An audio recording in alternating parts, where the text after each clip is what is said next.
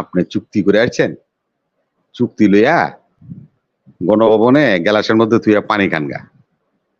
30 লক্ষ শহীদের রক্তের বিনিময়ে এই ভূখণ্ড আমরা পেয়েছিলাম, লাল সবুজের পতাকা আমরা পেয়েছিলাম। সেই ভূখণ্ডের 1 ইঞ্চি জায়গাও করিডোরের নামে কাউকে ব্যবহার করতে দেওয়া হবে না। প্রয়োজনে আরো লক্ষ লক্ষ কোটি কোটি মানুষ প্রাণ দিবে। চুক্তি বাস্তবায়ন করতে আইসেন রেল লাইন বানাইতে, তখন আপনি বুঝতে পারবেন কত দানে কত। প্রধানমন্ত্রী গুলো সাংবাদিক সম্মেলনে কয় দেশ বিক্রির মেশিন, যে ওজনের মেশিন আছে নাকি? আছে তো, ওজনের মেশিনের নাম হলো শেখ হাসিনা। তারে ওজন করলে বোঝা যায় দেশ বেচছে না না বেচছে।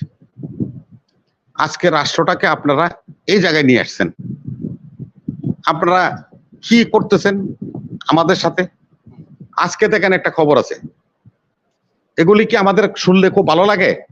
দেশের নাগরিক হিসাবে রিপন ভাই, জাতিসংঘের পিস কিপিং থেকে আমাদের 2 জন কমান্ডারকে বহিষ্কার করে দেওয়া হয়েছে।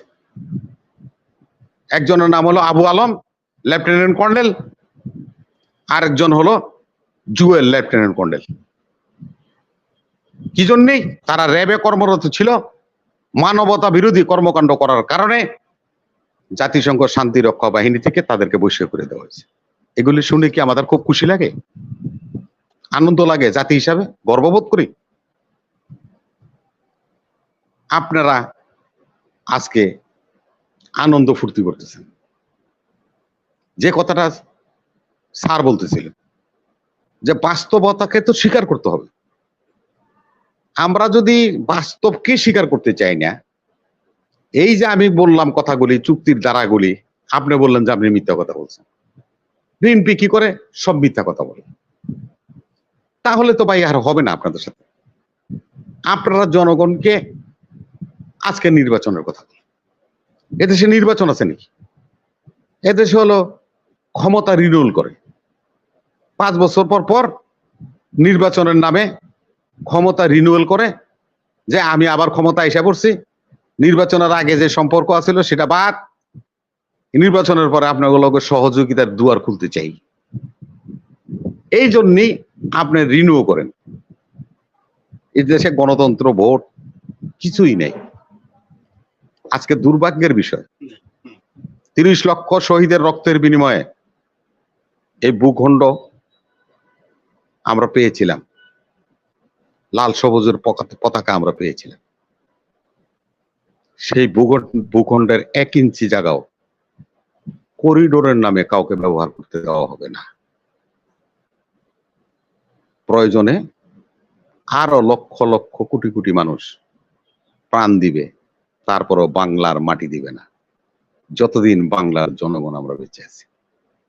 আপনি চুক্তি করে আসছেন, চুক্তি লইয়া গণভবনে গ্যালাসের মধ্যে তুই পানি খানগা। চুক্তি বাস্তবায়ন করতে আইসেন রেল লাইন বানাইতে, তখন আপনি বুঝতে পারবেন কত দানে কত চাল।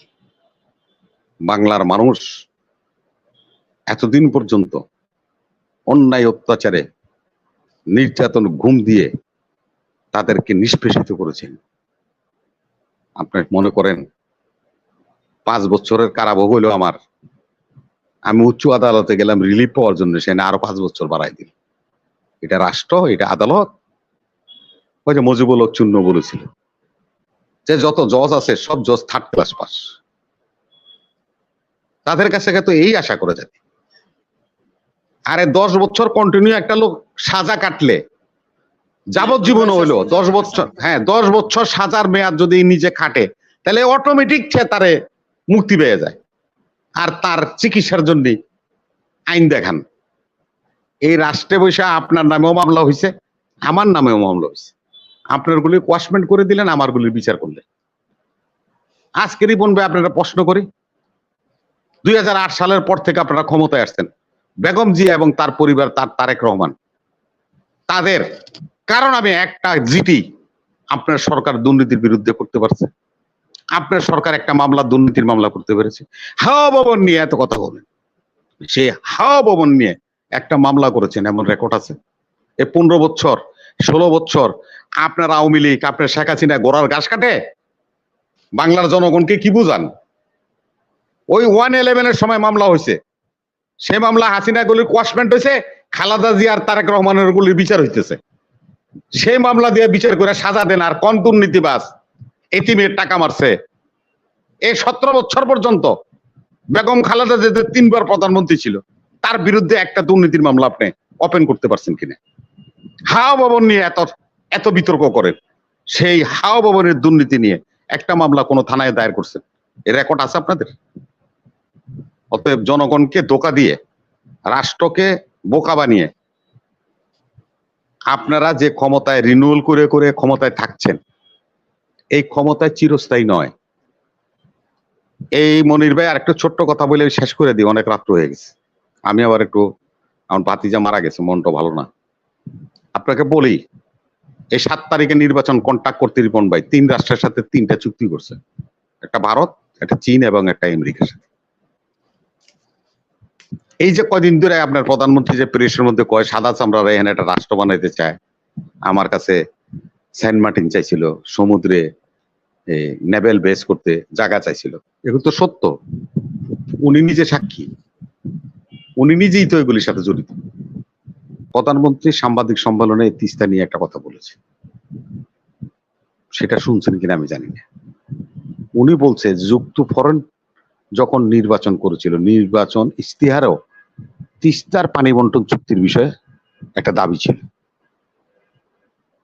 সে আলোকে জিয়াউর রহমান 1978 সালে তিস্তাতে ডালিয়া পয়েন্টে এই বাঁধ দিয়েছেন। ভারত থেকে 70 কিলোমিটার দূরে ডালিয়া, সেখানে উনি এই বাঁধটা দিয়েছিলেন। তিস্তা ব্যারেজ যাকে আমরা বলি, তার 2 পাশে জলাধার সৃষ্টি করে ভারত যদি জল না দেয়, তাহলে আমরা সংরক্ষণ করে আমাদের জল এর রংপুরের, বৃহত্তর রংপুর জেলা যেটাকে আমরা বলি, এখন তো 5টা-7টা জেলা হয়েছে, বৃহত্তর রংপুরের যে মঙ্গা, সেখান থেকে আমাদের জনগণকে নিষ্কৃতি করার জন্য এই প্রজেক্ট হাতে নিয়েছিল।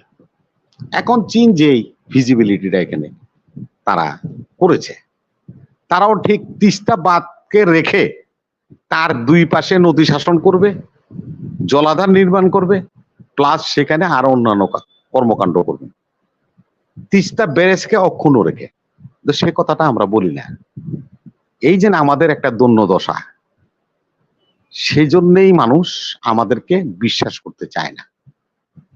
আজকে আপনি কি বলেছেন তিস্তা প্রকল্প নিয়ে? আপনি কোনো কথাই বলেন নাই। তিস্তা প্রকল্পে ভারতের মোদি টেকনিক্যাল টিম পাঠাবে, চীনারা টেকনিক্যাল টিম পাঠাইছে, এটা সার্ভে করেছে। এখন ভারতের টেকনিক্যাল টিম আসবে আমাদের এখানে সার্ভে করতে। কি করতে? আমাদের সাথে জল চুক্তি করবে না, আমাদের সাথে জলকে সংরক্ষণ করে ওনারাও নিব, আমাগরও দিব। এই চুক্তি করার জন্য ভারত প্রস্তাব দিয়েছে।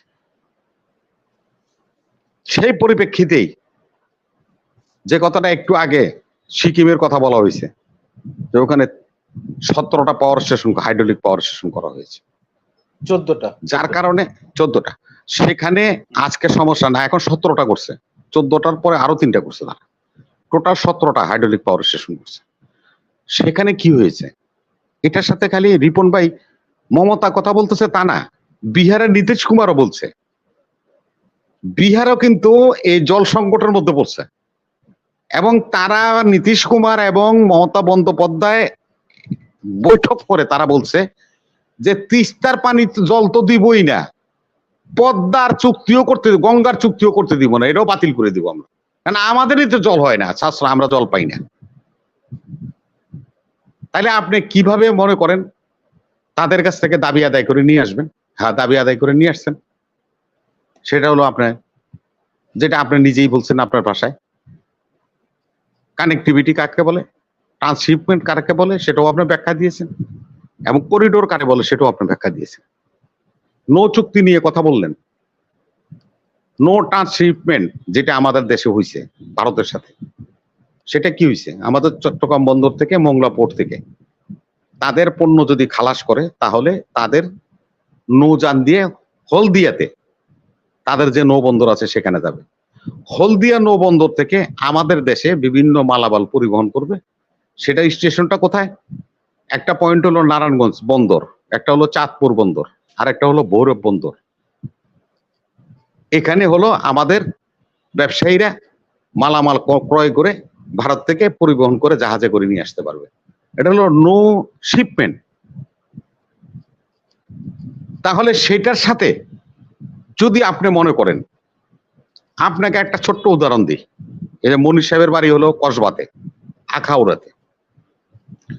আপনার কলকাতা এই আগরতলাতে, প্লাটনাতে 350 মেগাওয়াটের একটা পাওয়ার স্টেশন করছে ভারত। এই সমস্ত যন্ত্রপাতি ভারতের নো শিপমেন্টের মাধ্যমে আপনার ভৈরব বন্দরে আসছে। এখান থেকে গাড়ি বড় বড় লরিতে করে নিয়ে তারা আখাউড়া দিয়ে প্লাটনাতে নিয়ে গেছে। সেখানে তারা পরিবহন করছে। কি হয়েছে? নো ট্রানজিট হয়েছে, নট করিডোর। অবশ্যই আমার প্রতিবেশী রাষ্ট্র, সে ওখানে একটা কিছু প্রতিষ্ঠান করবে, মালামাল নিতে তার অসুবিধা হচ্ছে, আমার জায়গা ব্যবহার করতে পারে, আমরা তাকে সুযোগ দিয়েছি। সেই কথা আর রেলওয়ে করিডোর, এ কথা এক কথা নয়। জনগণকে ভুল বোঝানোর চেষ্টা করবেন না। টাকা দিবে কি দিবে না সেগুলি নিয়ে প্রশ্ন না। আরে ওই গাড়ির কাছেই তো আপনি যেতে পারবেন না। এখানে চুক্তির চার ধারাতে কি আছে? আপনি কোনো ইনভেস্টিগেশন করতে পারবেন না, সার্ভে করতে পারবেন না, এবং ওর কাছে যেতে পারবেন না। সে গাড়িতে কি যাচ্ছে, কি ফেন্সিডিল যাচ্ছে, নাকি গাঁজা যাচ্ছে, না ইয়াবা যাচ্ছে, কিছুই করতে পারবেন না আপনি। আপনার ক্ষমতাই নাই। তাহলে এটা আন্তর্জাতিক চোরাচালানের রুটও তো হয়ে যেতে পারে। সে দায়িত্ব কে নিবে? আজকে এইভাবে দেশকে উজাড় করে দিয়ে আসছেন।